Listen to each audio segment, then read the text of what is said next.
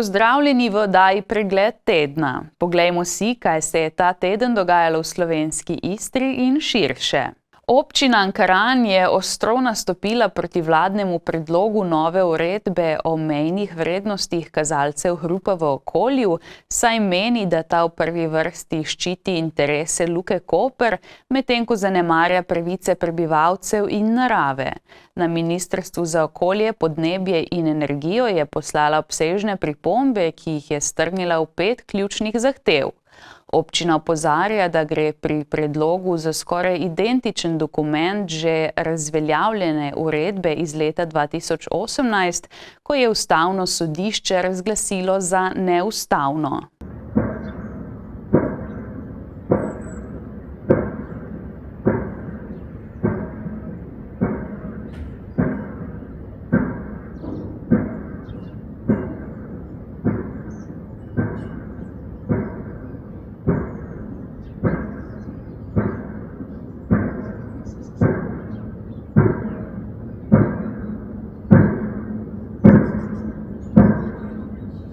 Ključne pripombe so naslednje.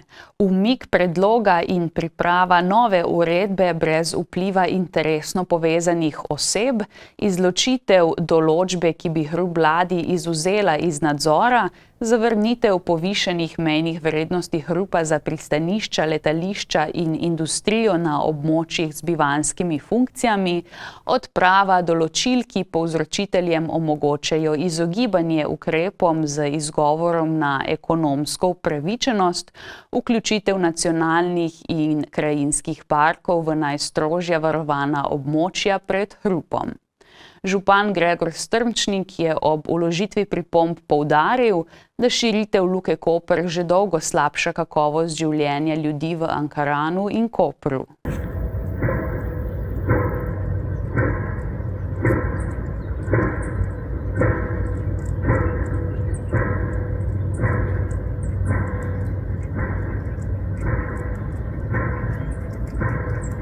V Ankaranu opozarjajo, da se prebivalci že zdaj soočajo s prahom, prometnimi obremenitvami ter hrupom in svetlobnim onesnaževanjem, medtem ko država njihove pravice na zdravo življenjsko okolje postavlja v ozadje gospodarskih interesov.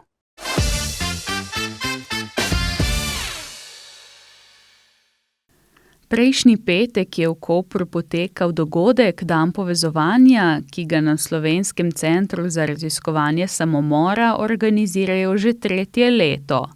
Vsak dogodek v ospredje postavlja drugo temo in skupino, izvedejo pa krajša in daljša predavanja, okrogle mize, živo knjižnico, izkustvene in interaktivne delavnice ter predstavitve organizacij.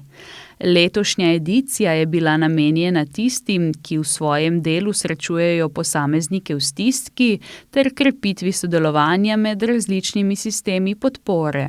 Ugotavljamo, da je zelo pomembno, da se posamezniki povezujejo tako v lokalnih okoljih, kot na drugi strani v bistvu tudi, da so stvari sistemsko urejene in nekako tudi s tem projektom skušamo vstopati v oboje. Na eni strani izobraževati posameznike, da se bodo v lokalnem okolju povezovali, na drugi strani pa potem tudi prispevati k temu, da bo sam sistem tudi nudil neke smernice, kako v bistvu, na kakšen način naslavljati. In en del v bistvu tega delamo tudi v projektu Krteštekan, ki ga financira Ministrstvo za zdravje. In v bistvu znotraj tega je želja, da tudi ustvarimo en tak akcijski načrt, ki bo posameznike, strokovne delavce potem tudi usmeril. Torej, kam se lahko jaz obrnem naprej, kako lahko skupaj potem sodelujemo, katera je vloga v bistvu vsakega posameznika znotraj tega sistema, da potem nekako celostno zagotovimo potem tudi podporo. Na dogodku so osvetlili tudi dosedanje rezultate projekta Ker te štekam, ki se je pričel izvajati v prejšnjem šolskem letu. Cilj projekta je izboljšati znanje in razvijati kompetence strokovnih delavcev za prepoznavanje stisk med mladimi, ukrepanje ob samomorilni ogroženosti ter samostojno izvajanje programov krepitve duševnega zdravja in preprečevanja samomorilnega vedenja za mlade. V okviru projekta so do sedaj izobrazili preko 300 strokovnih delavcev iz področja vzgoje in izobraževanja ter nevladnih organizacij. Zdaj v tem prvem letu se je pokazalo, da posamezniki, ki so bili vključeni, so poročali potem v bistvu tudi o večji pismenosti na področju duševnega zdravja, potem se je dvignila tudi njihova kompetentnost, tudi sami so prepoznavali v bistvu povečanje znanja, tako na eni strani, kako prepoznati, kako ukrepati, kje iskati potem druge vire pomoči naprej in pa tudi kako se v bistvu konkretno pogovoriti s posameznikom, ki doživlja recimo neko stisko ali pa se sooča s samomorilnim vedenjem. Zaključne rezultate projekta Ker te štekam bodo predstavili junija.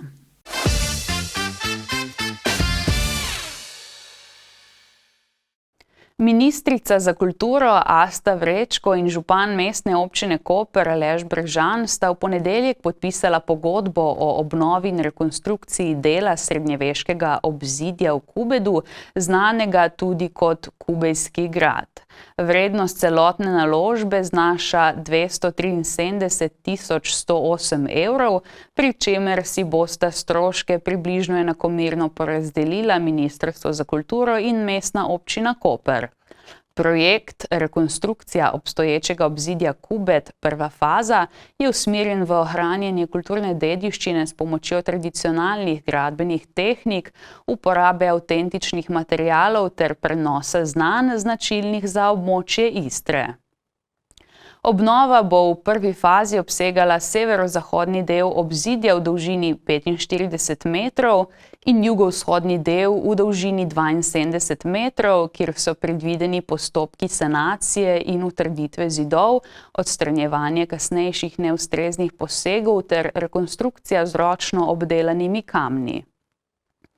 Na ministrstvu poudarjajo, da gre za pomemben poseg v ohranitev kulturne dediščine, saj bo projekt prispeval k dolgoročni stabilnosti in večji prepoznavnosti enega najpomembnejših primerov taborske arhitekture v Sloveniji.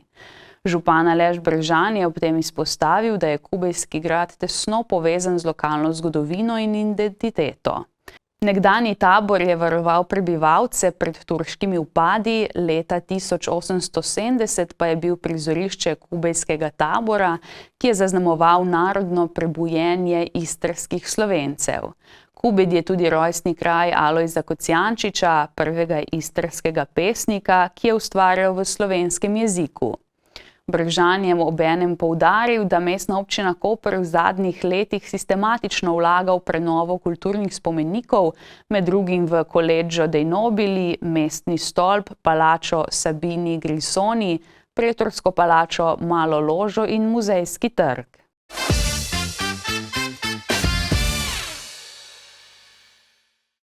Včeraj se je na Fakulteti za menedžment v Kopru odvila že 6. edicija prireditve Obalni kadrovski izzivi. Na srečanju se srečujejo kadrovske službe in vodilni kadri iz različnih podjetij, z različnih panog.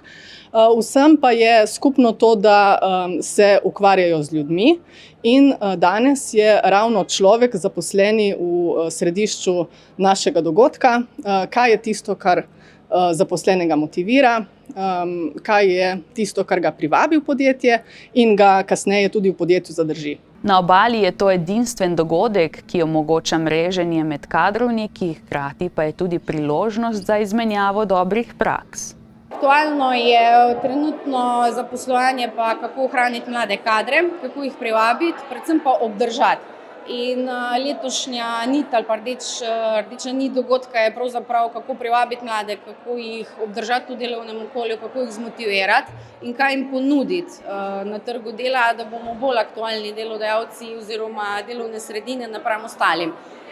Tako da danes bomo izmenjali prakse, kakšne izzive imajo udeleženci v svojih procesih, mogoče bomo kakšno novo idejo vsi skupaj dobili, predvsem je pa cilj, da izmenjamo dobre prakse med kadrovniki v tem obalnem prostoru. Podpornik dogodka je bila tudi Univerza na Primorskem, ki predstavlja praktični primer, kako študentje preidejo iz študentskega statusa v zaposlitev. Ravno zato, ker delamo za študenti, jih imamo pod svojo hišo in hitro vidimo, kateri so tisti malo bolj talentirani, ki si jih želimo obdržati. Tako da potem lahko nekoliko bolj individualno delamo z njimi in jih potem poskušamo usmeriti v zelo različne aktivnosti. In druga prednost naše institucije je to, da pokrivamo zelo široko paleto vsebinskih področij in se lahko res skoraj vsak najde tisto, kar ga zanima znotraj hiše že. Tako da na tak način probamo malo individualno voditi to zgodbo. Sploh v zadnjih letih se nam je nekoliko bolj stabilizirala ta struktura, ker tu je predvsem pomembno, da si sposoben zagotoviti dobro mentorstvo. Tako da probamo skozi mentorstvo študentom jih potem graditi do študentskega dela in iz tega v zaposlitev in potem seveda naprej. Na dogodku so se zvrstili različni govorci, ki so iz različnih vidikov obravnavali motivacijo zaposlenih, kulturo smisla in zadrževanje mladih kadrov. Ja, moja tema bo tale krovna tema današnjega dogodka, torej motivacija. Zdaj jaz jo poimenujem zavzetost, mi je mogoče malo lepši izraz. Torej, govoril bomo o tem, kaj vse mora podjetje narediti, da ima zavzete sodelavce. O tem bomo govoril. Nam lahko poveste mogoče kakšno ključno informacijo glede tega? Ja, veste kaj, jaz celo v moji karieri merim zavzetost, torej uporabljam celo meritev in vsaj za Slovenijo lahko govorim, ker sem teh meritev že veliko naredil, da slovenska delovna sila si zelo pogreša pohvale.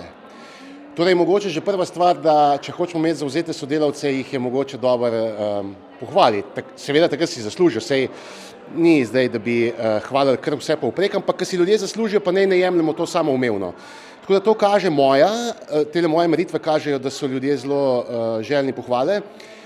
Zdaj moje izkušnje pa kažejo, da si poleg pohvale so pa željni tudi tega, da vejo, kam podjetje gre. Torej, vizija je ful pomembna, ker namreč zelo pogosto lastniki mislijo, da vsi vejo, kam ta ladja pluje, v resnici vejo pa to samo lastniki, pa ne povejo delavcem. To je pa recimo druga stvar, ki bi rekel. Torej, treba je ljudem povedati, kakšna je vizija, kakšno želimo, da je podjetje čez 3 leta, kam to gre, kako se moramo mi obnašati, kaj moramo delati, da bomo do tja prišli. Danes bomo govorili o izzivih, ampak predvsem o rešitvah. Tako da moj del osebno ne bo zajemal statistiki ali številk, ampak ljudi, ki so za temi statistikami in za temi številkami, ker samo ko razumemo ljudi, lahko ustvarimo delovno okolje, kjer ljudje želijo ostati na dolgi rok. V bistvu vaša tema je Ikigai, ne? Nam lahko mogoče malo o tem poveste na delovnem mestu? To je kultura smisla.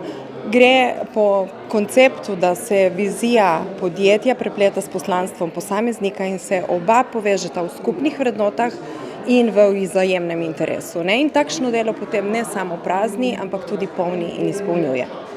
Pa v praksi je dosti tega ali premalo, kako je v Sloveniji s tem? V praksi mislim, da je premalo tega in ljudje v teh časih, ki so nepredvidljivi in se vse spreminja s svetlobno hitrostjo, potrebujemo se vrniti k vrednotam in k smislu, zato da vemo, zakaj delamo. Govorila bom o generaciji mladih, o tem, kaj je tisto, kar mladi pričakujejo od delodajalcev. Mi na študentskem servisu namreč že 30 let delamo prav z vsako generacijo mladih in vidimo, kaj je tisto, kar mladi želijo, tudi anketiramo jih, da nam povedo.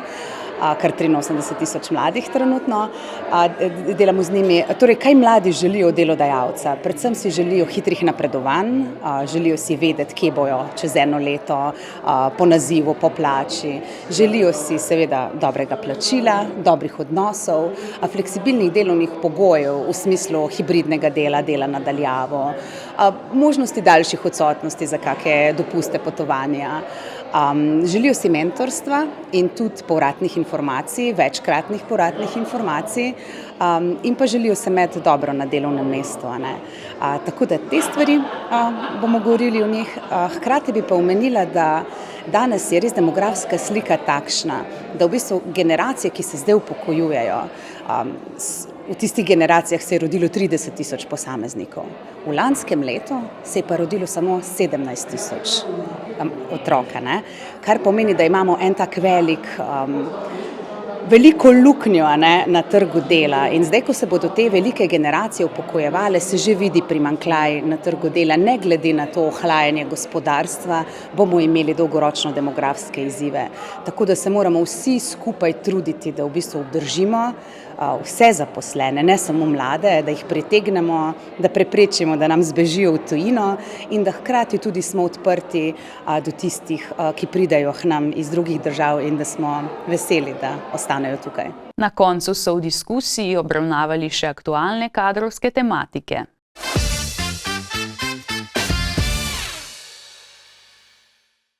Obnova nekdanjega skladišča soli Libertas napreduje skladno s terminskim načrtom.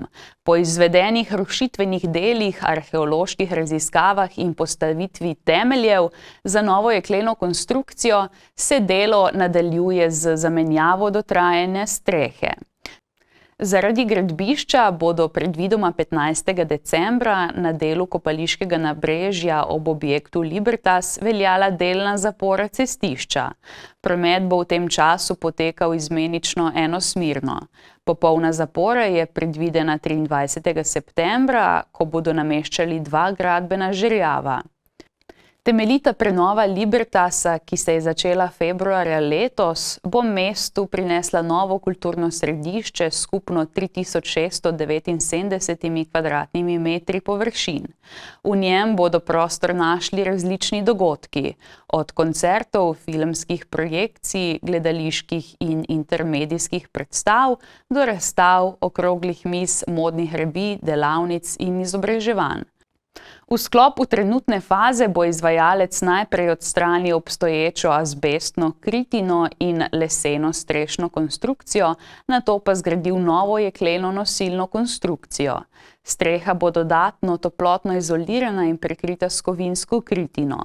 Dela naj bi bila končana v drugi polovici prihodnjega leta.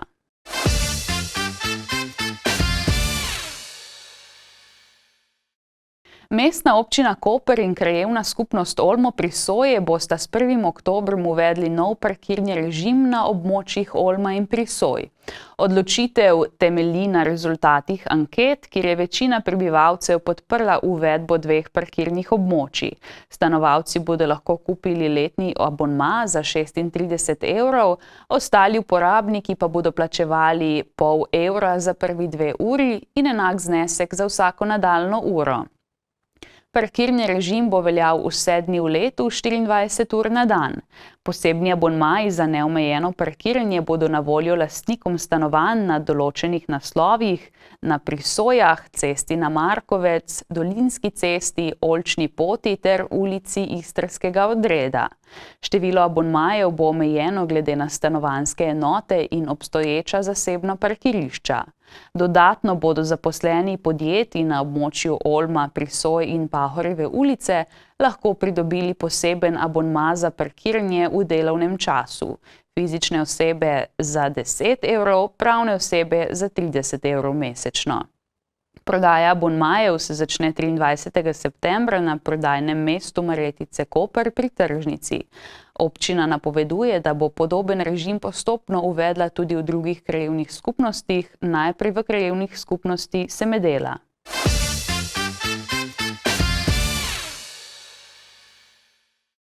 Štirinajstdnevnik Megafon bo kmalu izdal 100. številko. Praznovanje jubileja se je začelo že v soboto v galeriji Salsa Verde v Izoli, kjer je potekala otvoritev razstave stripov Petra Kuntariča, ki jih ustvarja za revijo. Megafon je namreč zdaj že 5. leto edina revija v slovenskem prostoru, ki namensko objavlja celostranski strip. Urednica mi sporoči po različnih kanalih, ali je to preko kakšnega četa, ali mi pove v živo, ali me pokliče, mi pove, kaj bo tema naslednje številke, pošlje kakšen članek oziroma naslove člankov, kdo bo intervju delal. Vsaka številka ima neko rdečo nit, ima neko temo. In potem moram jaz namozgati, kaj bom narisal. Najprej zgodba, potem kako jo bom likovno nekako zapeljal, se pravi celo skico strani, kako bom dostikrat delal neko šalo, neko foro, nek štos, kako ga bom na kak likoven način oziroma kako ga bom likovno prodal. Hišni striper Megafona je prepoznaven po svojem frankvinovskem stilu in smislu za humor, s katerimi ustvari satirične karikaturistične stripovske komentarje na aktualno družbeno-politično dogajanje doma in po svetu. Ne smeš biti dolgočasen, ali pa bom rekel suhoparen, Se mi zdi fajn vedno poiskati, sploh v tej krajši formi, časopisni formi, da poskušaš vsaj malo presenetiti, da poskušaš iti izven obzorja pričakovanj. Zaradi tega, ker časopisni strip je že tako, strip je izvorno časopisna forma, toliko stvari je bilo že narisanih, toliko nekih principov je bilo uporabljenih, da je težko odkriti nekaj revolucionarno novega, ampak da se vsem trudiš, da boš,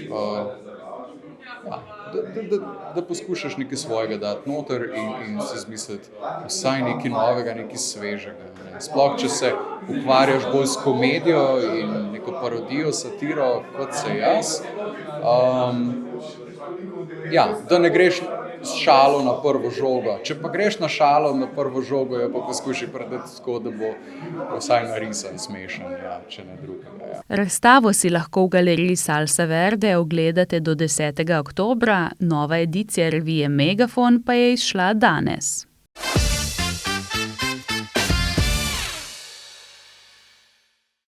V nedeljo je v italijanskih Udinah potekal mednarodni turnir v sabljanju, kjer so nastopili tudi predstavniki sabljaškega kluba Izola, Vasja Bubul, Lija Kalčina in Aleksander Hajdin.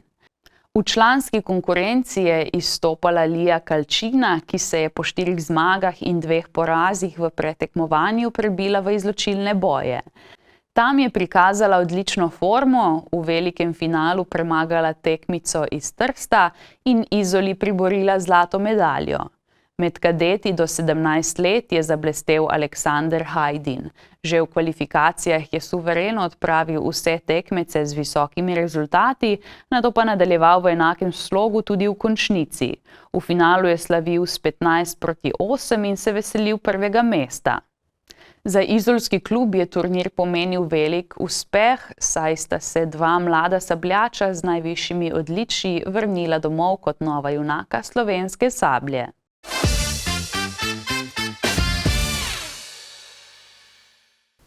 Tržič je doživel svojo hitri in drzni epizodo. Mladenič na skuterju je bežal pred policisti, a prizor je bil bolj podoben komediji kot hollywoodski uspešnici. Poglejmo.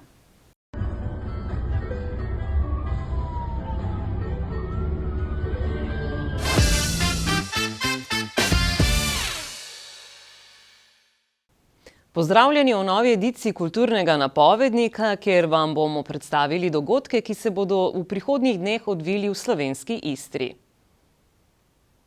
V soboto 20. septembra bo ob 19. uri v križnem hodniku Minoritskega samostana v Piranu potekal koncert vokalnega orkestra in Spiritu. Predstavili pa se bodo tudi gostje, flavtistka Alenka Bogataj in harmonikar Tomaž Marčič. Na isti večer ob 20. uri pa bo v Krepljah pri Dutovljah na sporedu glasbeno-gledališka predstava z naslovom Moj život je rock and roll, v kateri se Gojimir Lešnjak prelevi v rock pevca Gojca. Predstava je nastala v produkciji zavoda Smejimo se. Na ponedeljkov večer 22. septembra pa bo ob 18. uri v Srednji knjižnici Srečka Vilharja v Kopru potekala predstavitev, na kateri bodo zgodovinarji predstavili nekdanje cesarsko kraljevo moško Učiteljišče v Kopru. V torek, 23. septembra, pa bo ob 18. uri v mestni čitalnici knjižnice Koper potekala predstavitev knjige zgodovinarja dr. Salvatorja Žitka z naslovom Med Benetkami in Dunajem.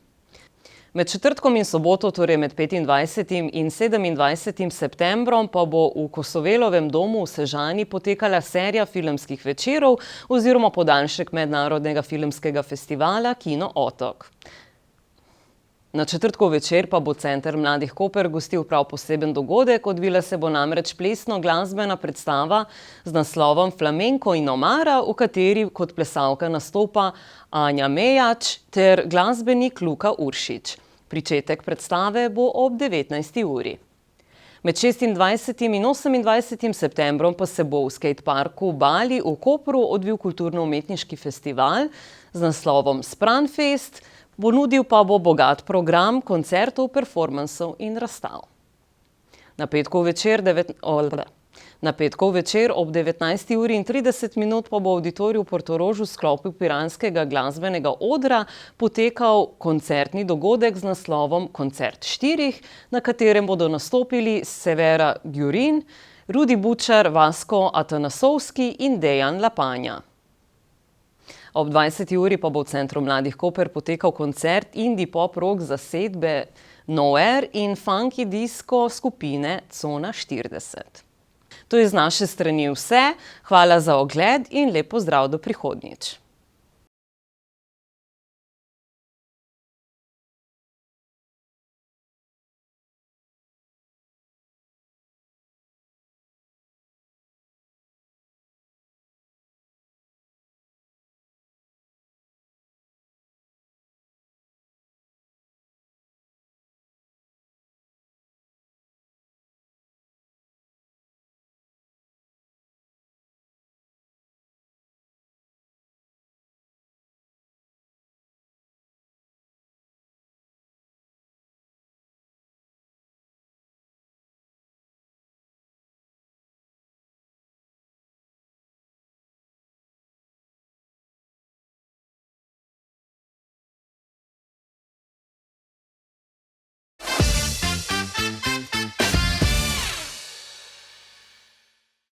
To je bilo za danes vse. Hvala za pozornost in lep pozdrav do prihodnjič.